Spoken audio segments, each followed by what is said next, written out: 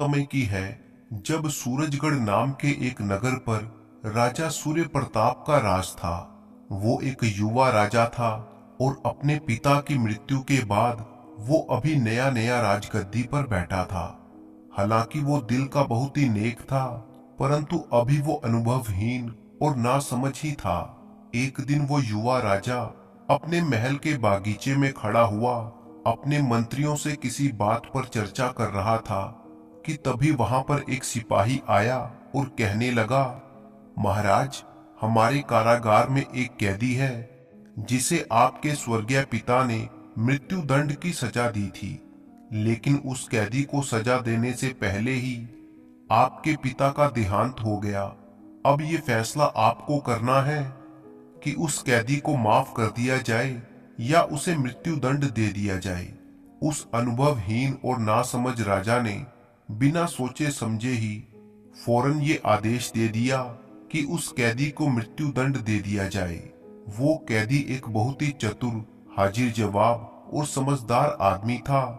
वो नहीं चाहता था कि उसे मृत्यु दंड की सजा मिले, लेकिन राजा के आदेश के सामने भला किसकी चलती। कुछ दिन बीते और उस कैदी को मृत्यु दंड देने का दिन भी आ गया। उस कैदी को मृत्यु दंड दिया जाएगा, ये खबर पूरे नगर में फैल गई। जिस दिन उस कैदी को सजा दी जानी थी, उसे एक बहुत बड़े मैदान में लाया गया, जहां पर सभी मंत्री और राजा भी ये सब देखने के लिए मौजूद था। उस राज्य में कैदियों को मौत की सजा एक बहुत ही अजीबोगरीब तरीके से दी जाती थी, और वो तरीका ये था कि कैदी को घोड़ों की टापों के नीचे कुचलकर मार दिया जाता था। जब तक कैदी मर न जाए, घोड़े उसे अपनी टापों के नीचे कुचलते ही रहते थे। राजा ने आदेश दिया और दो बहुत ही मजबूत घोड़े वहां पर लाकर खड़े कर दिए गए, और फिर राजा ने ऐलान किया कि मौत की सजा पाने वाले इस कैदी की आखिरी इच्छा पूछी जाए, क्योंकि दुनिया का यही नियम है कि मरने से पहले मरने वाले की आखिरी इच्छा पूछी जाती है। ये सुनकर सारा मैदान एकदम सुनसान हो गया। सभी की नजरें उस चालाक कैदी पर आकर टिक गईं कि आखिर वो अपनी मौत से पहले क्या चाहता है। एक सिपाही उस कैदी के नजदीक आया और उसने धीरे से कहा, राजा साहब, तुम्हारी आखिरी इच्छा जानना चाहते हैं। हम उसे पूरा करने की कोशिश करेंगे। वो कैदी, जो कि देखने में बहुत ही साधारण सा दिख रहा था, लेकिन असल में वो बहुत ही होशियार और चालाक आदमी था, वो बोला, मेरी आखिरी इच्छा और क्या हो सकती है। मैं तो बस इतना चाहता हूँ कि जो घोड़े मुझे मौत की सजा देंगे वो सबसे बढ़िया नस्ल के होने चाहिए। मैं नहीं चाहता कि मैं किसी साधारण घोड़े के नीचे कुचलकर मारा जाऊं। ये बात सुनकर वो सिपाही हैरान रह गया। उसने फौरन राजा को जाकर उस कैदी की अनोखी इच्छा के बारे में बताया। राजा, जो कि पहले से ही अनुभवहीन और नासमझ था, फौरन गुस्से में आ गया। उसने चिल्लाकर आदेश दिया, जहां से भी हो, मुझे अभी के अभी दो सबसे बेहतरीन नस्ल के घोड़े यहाँ पर हाजिर चाहिए। राजा के सैनिक हर तरफ दौड़े। गांव, अस्तबल, दूर दराज के इलाके, हर जगह पर नस्ली घोड़ों की तलाश शुरू कर दी गई, मगर शाम ढलते ढलते भी ऐसा कोई घोड़ा नहीं मिला। आखिरकार थक हार कर राजा ने ऐलान किया कि इस कैदी को कल मौत की सजा दी जाएगी। कल हर हालत में दो अच्छी नस्ल के घोड़े लेकर आए जाएं। अगर ऐसे घोड़े ना मिले तो सभी दरबारियों को दरबार से निकाल दिया जाएगा। राजा का आदेश सुनकर सभी लोग घबरा गए, लेकिन उन्होंने हिम्मत नहीं हारी। उन्होंने रातों रात दूसरे राज्यों तक अपने दूत भेज दिए। सभी अस्तबल छान मारे। आखिरकार आधी रात के समय दो नस्ली घोड़े राजा के सामने लाकर खड़े कर दिए गए। राजा ने घोड़ों को देखकर खुशी से मंत्रियों को शाबाशी दी, क्योंकि उसके लिए अब ये इज्जत का सवाल बन चुका था। अगर उसका ये आदेश पूरा ना होता तो इसे राजा की कमजोरी समझा जाता, जो कि वो बिल्कुल भी नहीं चाहता था। उसी रात जब वो कैदी अकेला बैठा हुआ था कि तभी एक दूसरा कैदी उसके पास आया और बोला, भाई, आज तो तुम्हें एक रात की मोहलत मिल गई, मगर कल क्या होगा? इस कैदी ने बड़े ही सुकून भरे लहजे में जवाब दिया, जिस तरह मैं आज बच गया हूँ, भगवान ने अगर मेरी जिंदगी रखी तो मैं कल भी बच जाऊंगा। उसके चेहरे पर बिल्कुल भी डर नहीं था, बल्कि एक अजीब सी मुस्कुराहट थी, जैसे उसे इस बात पर विश्वास हो गया कि कल कोई नया मोड़ आने वाला है। अगली सुबह फिर से वही बात हुई। उस कैदी को मौत की सजा देने के लिए लाया गया और 2 नस्ली घोड़े लाकर वहां पर पेश कर दिए गए। और एक सिपाही उस कैदी के पास गया और उसने कहा, हमारे राजा की दया से तुम्हारी ये इच्छा पूरी कर दी गई है। ये दोनों घोड़े बहुत ही ऊंची नस्ल के घोड़े हैं, अब तुम मरने के लिए तैयार हो जाओ। मगर वो आदमी, जो कि बहुत ही चालाक और होशियार था, अचानक जोर से चिल्लाया, ये तो सरासर अन्याय है। इन दोनों में से सिर्फ एक घोड़ा ही असली नस्ल का है, जबकि दूसरा घोड़ा जंगली है। उसकी बात सुनते ही मैदान में खलबली मच गई। राजा तो गुस्से में आकर खड़ा हो गया और उसके सिपाहियों के चेहरे पर भी हैरानी बिल्कुल साफ नजर आ रही थी। राजा ने अपने मंत्री को अपने पास बुलाया और सख्त लहजे में उससे पूछा, सच बताओ, ये घोड़े असली नस्ल के हैं या नहीं? मंत्री ने डरते डरते जवाब दिया, महाराज, दरअसल हमें एक ही घोड़ा नस्ल का मिला था, दूसरा घोड़ा हमें नहीं मिल रहा था, इसलिए हमने किसी जमींदार से एक जंगली घोड़ा ले लिया। ये सुनकर राजा का गुस्सा और भी बढ़ गया, लेकिन वो इस बात पर हैरान था, आखिर ये बात इस कैदी को कैसे पता चल गई कि इनमें से एक घोड़ा तो नस्ली है जबकि दूसरा घोड़ा जंगली है। राजा ने कैदी को अपने पास बुलाया और उससे सवाल किया, बताओ, तुम्हें कैसे पता चला कि इनमें से एक घोड़ा तो नस्ली है और दूसरा जंगली है? उस कैदी ने मुस्कुराते हुए जवाब दिया, महाराज, नस्ली घोड़ा बिल्कुल सीधा खड़ा रहता है और उसकी सिर्फ पूंछ और सिर हिलते हैं, जबकि जंगली घोड़ा बेवजह ही बेकाबू हरकतें करता रहता है। और अगर आप गौर से देखें तो दोनों में आपको अंतर साफ साफ दिखाई दे जाएगा। ये सुनकर वहां पर मौजूद सभी लोगों में खामोशी सी छा गई। उस कैदी की होशियारी और अक्लमंदी को देखकर राजा ने सोचा कि ये आदमी तो सचमुच बहुत ही बुद्धिमान इंसान है, और उसने फौरन ये फैसला किया कि इसे मौत की सजा देने की बजाय जिंदा रखा जाएगा, ताकि इसकी बुद्धिमानी का फायदा उठाया जा सके। और फिर राजा ने ये आदेश दिया कि इसकी मौत की सजा को रोक दिया जाए और इसे उम्र कैद की सजा दी जाएगी। कैदी को दोबारा से कारागार में बंद कर दिया गया। दरअसल उम्र कैद की सजा कोई मामूली बात तो नहीं थी। जब रात गहरा गई तो दूसरा कैदी फिर से उस कैदी के नजदीक आया और हैरानी से बोला, भाई, तुम तो बहुत ही होशियार निकले, मगर अब ये बताओ कि इस उम्र कैद की सजा से तुम कैसे बचोगे?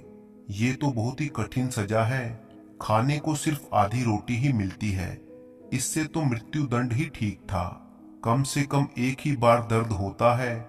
इस अक्लमंद कैदी ने शांत लहजे में जवाब दिया, मैंने कल भी कहा था कि जो ईश्वर चाहता है वही होता है। अगर उसने चाहा तो ये उम्र कैद की सजा भी खत्म हो जाएगी। इंसान सोचता कुछ है, मगर आखिरी फैसला तो उस ईश्वर के हाथों में होता है। और फिर वो कैदी अपनी उम्र कैद की सजा भुगतने लगा। कुछ समय बीता। राजा के दरबार में एक कीमती हीरों का हार पेश किया गया, जिसे राजा खरीदना चाहता था। इस कीमती हार में कई हीरे जड़े हुए थे। जो व्यापारी इस हार को लेकर आया था, उसका कहना था कि इस हार में लगे हुए सभी हीरे असली हैं, मगर मंत्रियों को शक था कि इसमें से कुछ हीरे नकली हैं। राजा, जो कि पहले से ही अकल के मामले में कुछ कमजोर था, उसके मन में भी ये शक पैदा हो गया। हालांकि हार उसे बहुत ही पसंद था, मगर असली और नकली की उलझन में उसने हार को खरीदने का फैसला रोक दिया। राजा को उस कैदी की याद आई जिसने घोड़ों का फर्क फौरन बता दिया था। राजा ने आदेश दिया कि उस कैदी को दरबार में हाजिर किया जाए। जब वो आया तो राजा ने कहा, सुनो कैदी, अब तुम्हारी बुद्धि की असली परीक्षा है। ये हार देखो और बताओ कि इसमें लगे हुए हीरे असली हैं या नकली। उस कैदी ने बहुत ही गौर से उस हार को देखा और थोड़ी देर तक उसे देखने के बाद वो कहने लगा, महाराज, ये हार कुछ समय के लिए मुझे दे दिया जाए। मैं पूरी तरह से जांच करने के बाद ही बता सकता हूँ कि ये हीरे असली हैं या नकली। राजा ने उस कैदी को अनुमति दे दी और वो हार को लेकर दरबार से बाहर चला गया।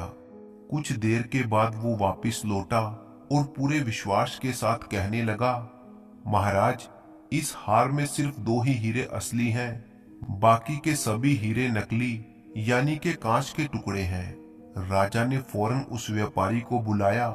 आखिरकार व्यापारी ने भी इस बात को मान लिया कि उस हार में 2 हीरों को छोड़कर बाकी सभी हीरे नकली हैं। राजा एक बार फिर से उस कैदी की अक्लमंदी पर हैरान था। राजा ने पूछा, तुम्हें कैसे पता चला कि असली हीरा कौन सा है और नकली कौन सा? कैदी ने बड़े ही इत्मीनान से जवाब दिया, महाराज, असली हीरा सूरज की रोशनी में गर्म नहीं होता, बल्कि नकली हीरा, जो कि मात्र कांच का टुकड़ा है, वो बहुत जल्दी गर्म हो जाता है। बस इसी तरह से मैंने जांच लिया कि कौन सा हीरा नकली है और कौन सा असली। उसके जवाब से खुश होकर राजा ने उसे शाबाशी दी और ये आदेश दिया कि इस कैदी को 5 रोटियां इनाम में दे दी जाएं। अपनी तरफ से राजा ने उसे ये एक बहुत ही बड़ा इनाम दिया था। मगर जब उस कैदी को वापस कारागार की तरफ ले जाया जा रहा था तो दिल ही दिल में वो कैदी बहुत ही तिलमिला रहा था। उसने गुस्से में आकर कहा, इतनी बड़ी अक्लमंदी का इनाम सिर्फ 5 रोटियां? ये बावर्ची का बच्चा खुद को समझता क्या है? इसे जरा भी शर्म नहीं आई। ये बात उस कैदी ने बहुत ही सोच समझकर कही थी, मगर उसके लिए ये बहुत ही खतरनाक साबित हो सकती थी, क्योंकि राजा को उसकी ये बात अपनी बेइज्जती महसूस करवा सकती थी और वो अपनी बेइज्जती कभी बर्दाश्त नहीं कर सकता था। कारागार में पहुंचते ही दूसरा कैदी जल्दी से उसके पास आया और उसने घबरा कर पूछा, भाई, तुमने सिपाहियों के सामने ये क्या कह दिया? वो कैदी बोला, मैंने जो भी कहा है बिल्कुल सच कहा है। दूसरे कैदी ने घबरा कर कहा, बस अब तो तुम्हारा काम खत्म, अब तो तुम्हें सीधा मृत्यु दंड ही मिलेगा। मगर वो अक्लमंद कैदी बिल्कुल शांत था। वो बोला, तुम चिंता मत करो, जो भी होगा मैं उसे संभाल लूंगा। उसकी आंखों में विश्वास की चमक थी, जैसे कि उसे पता हो कि इस कहानी में अभी एक मोड़ बाकी है।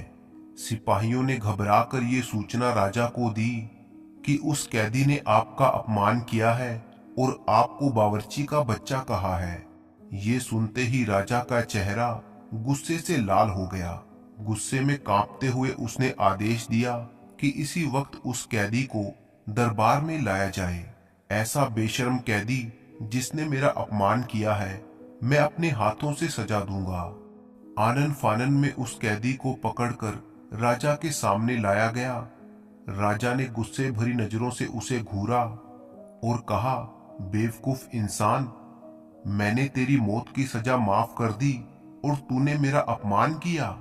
उस कैदी ने बड़ी ही नरमी से जवाब दिया, महाराज, मैंने जो कुछ भी कहा है वो बिल्कुल सच कहा है, उसमें रत्ती भर भी झूठ नहीं है।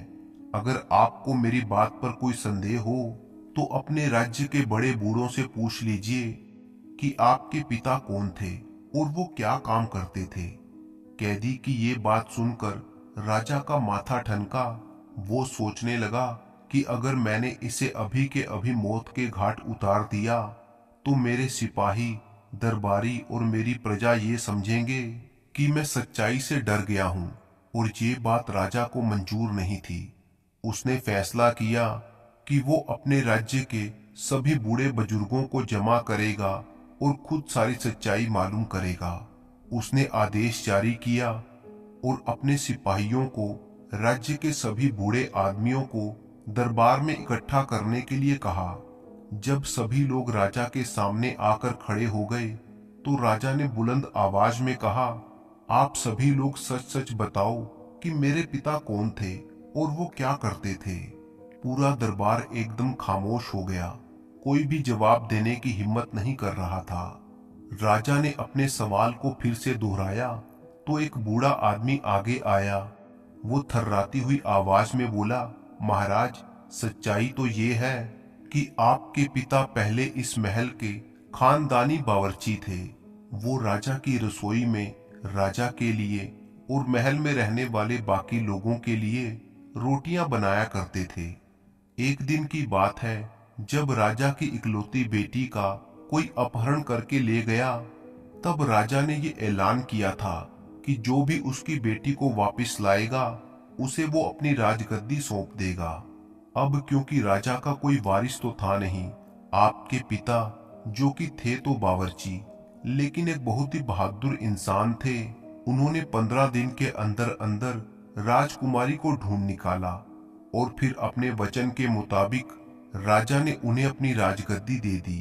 राजा बनने के बाद आपके पिता ने अपनी असली पहचान को छुपा लिया ताकि आने वाली पुश्तें उन्हें खानदानी राजा समझें। इस राजा ने जब अपने पिता की सच्चाई को उस बूढ़े आदमी के मुंह से सुना तो उसके दिमाग में एक सवाल घूमने लगा कि ये सारी बातें तो ठीक है, लेकिन उस कैदी को ये कैसे मालूम हुआ कि मैं एक बावर्ची का बेटा हूं।